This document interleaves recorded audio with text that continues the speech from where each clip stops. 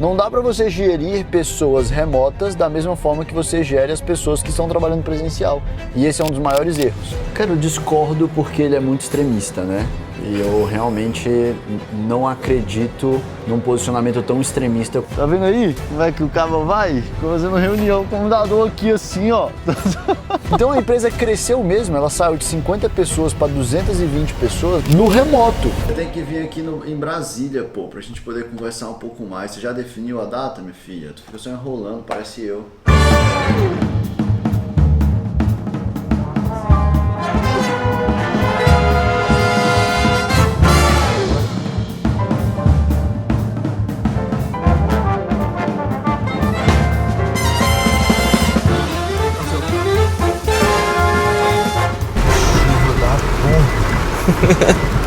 Moleque do céu.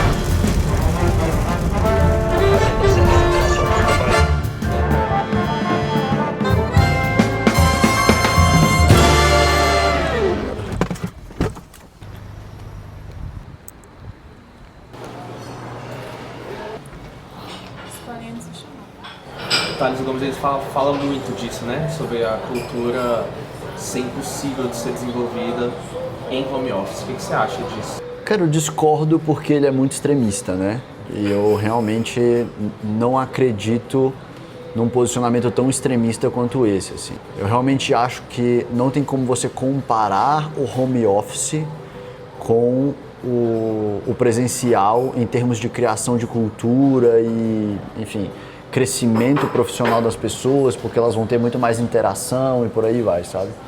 Então eu acho que sim, tem esse ponto positivo do lado presencial, né? Só que, cara, o lado presencial também tem seus pontos negativos. Então o ponto negativo do lado presencial é que você perde flexibilidade de certa forma de contratação, você tira um pouco da qualidade de vida que os seus colaboradores podem ter, né? Principalmente aqueles colaboradores da base, porque aqueles colaboradores eles não ganham tanto a ponto de conseguirem, às vezes, morar do lado do trabalho ou muito perto do trabalho, certo? Você não tem todo mundo da sua empresa ganhando muito dinheiro e por aí vai. E aí você tira um pouco de qualidade de vida deles e por aí vai, sabe? Então, assim, e a parte boa do remoto é justamente essa, que você consegue dar um pouco mais de qualidade de vida para as pessoas e você consegue contratar gente espalhadas no Brasil todo ou até fora do Brasil, né? A própria Zapay hoje tem, das 300 pessoas que estão com a gente, 260 estão espalhadas no Brasil como um todo, sabe? Então esse é um ponto muito positivo. Inclusive a gente tem vários desenvolvedores no Piauí, só para você ter uma noção, sabe? E isso é interessantíssimo, assim, agrega cultura, agrega vários outros pontos positivos.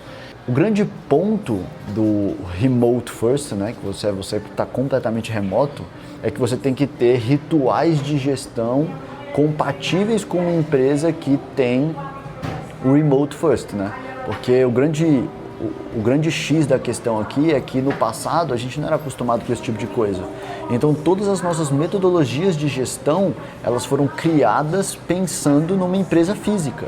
E agora a gente precisa criar metodologias de gestão, encontros, reuniões online e tal, que você consiga trazer mais essa energia, essa cultura para dentro do negócio que é remote first.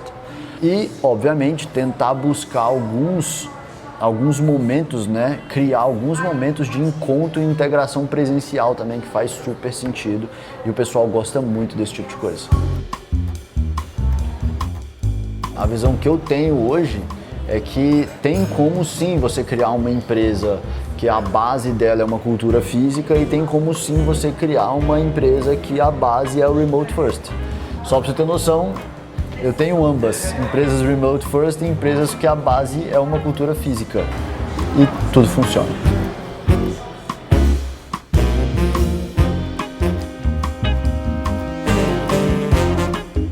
Tá vendo aí? Como é que o cara vai? Tô fazendo reunião com o computador aqui assim, ó. Cacete, velho. Acabei a reunião aqui agora e a gente vai pra outra, né? Cara, quando a gente começou a Zapay, era tudo presencial. A gente contratava todo mundo em Brasília, inclusive. E aí a gente levava todo mundo pra sede, assim. E a atmosfera era realmente legal, assim, tipo, Por isso que eu falo que é um dos grandes pontos positivos do trabalho presencial. É você criar aquela atmosfera, aquela energia, né? Tipo, todo mundo ali junto, fazendo o negócio acontecer, brigando, comemorando e tal. Essa energia é muito boa. Principalmente quando você está no início do negócio, assim, realmente é muito boa. E era tudo presencial, a gente chegou a ter 50, 60 pessoas presencial todos os dias. E aí o que aconteceu? Veio a pandemia. Como veio a pandemia, em 2020, a gente tinha começado a Zapay em 2018, então não tinha muito tempo de empresa quando chegou a pandemia. Todo mundo foi para casa, obviamente, certo? E a gente começou a crescer a empresa mesmo na pandemia. Então, se você for parar para analisar, na verdade, a Zapay hoje, ela tem 2 anos pré-pandemia e já, 5 anos pós-pandemia, entendeu?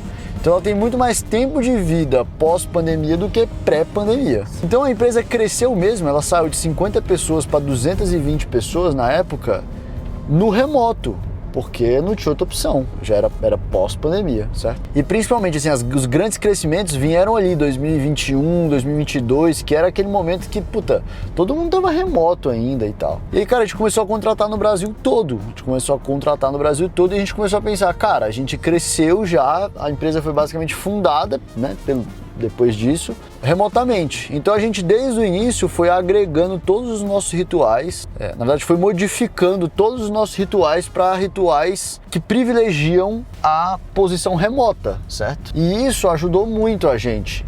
E é por isso que eu digo hoje que as empresas, aquelas que querem estar remota, né, trabalhar de forma remota, elas precisam modificar os rituais. Não dá para você gerir pessoas remotas da mesma forma que você gere as pessoas que estão trabalhando presencial. É diferente. E esse é um dos maiores erros. E o que acontece muito é que tem muitas empresas que estão com os mesmos modelos de gestão da época passada.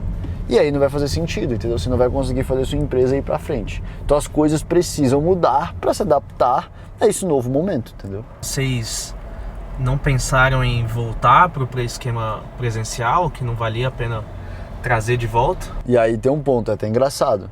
A gente não tem muita opção, né? Tem muita empresa hoje que fala, vamos todo mundo voltar presencial. Mas, cara, essa empresa, muito provavelmente, ela contratou a maior parte das pessoas na época da pré-pandemia, então contratou pessoas que já estavam ali perto da sede da empresa e por aí vai, né? No estado da empresa e por aí vai.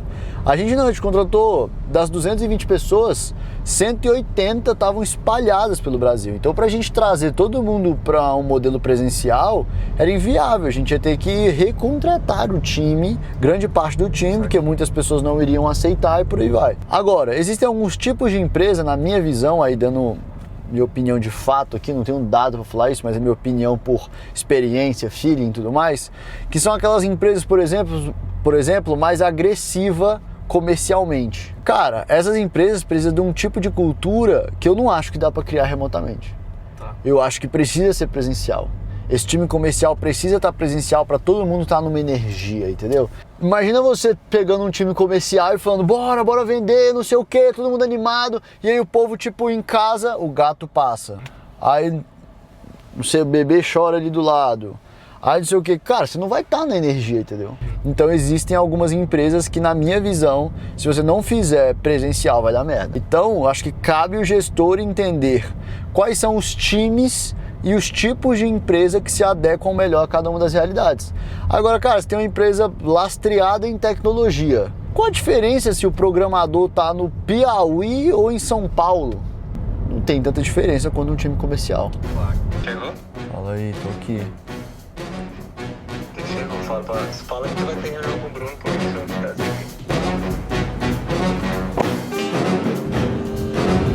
Lembra que eu falei que esse momento ia chegar? Chegou. Como é que você tá? Tá pronto,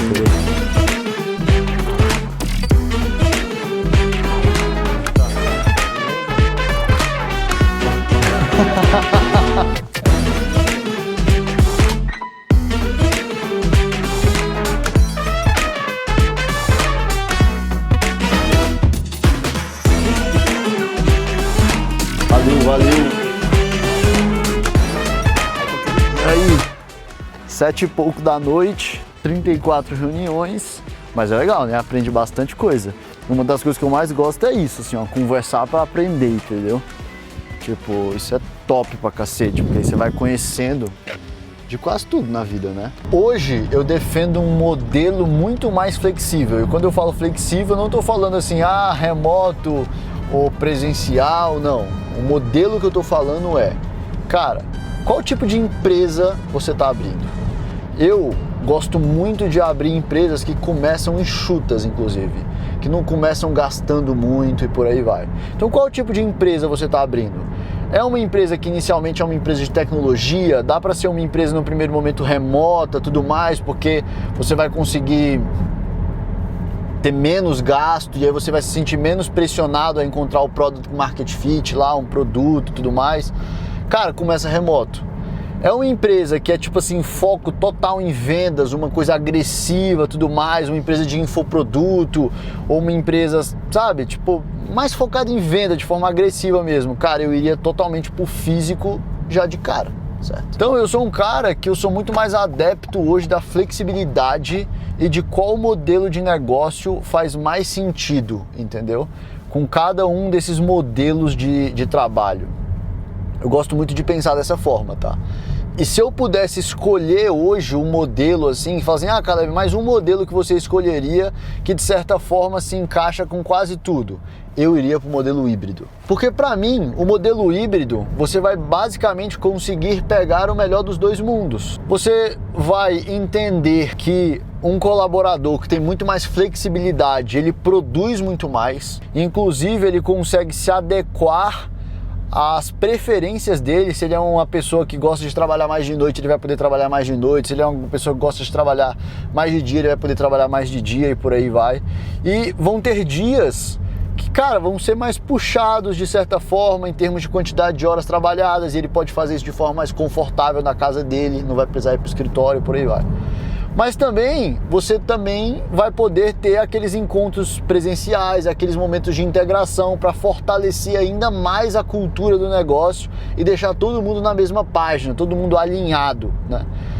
E aí você consegue ter o melhor dos dois mundos. Eu iria de uma forma mais padrão para o modelo híbrido. Óbvio que considerando o que cada modelo de negócio exige para o crescimento, porque a gente está aqui para fazer negócio crescer.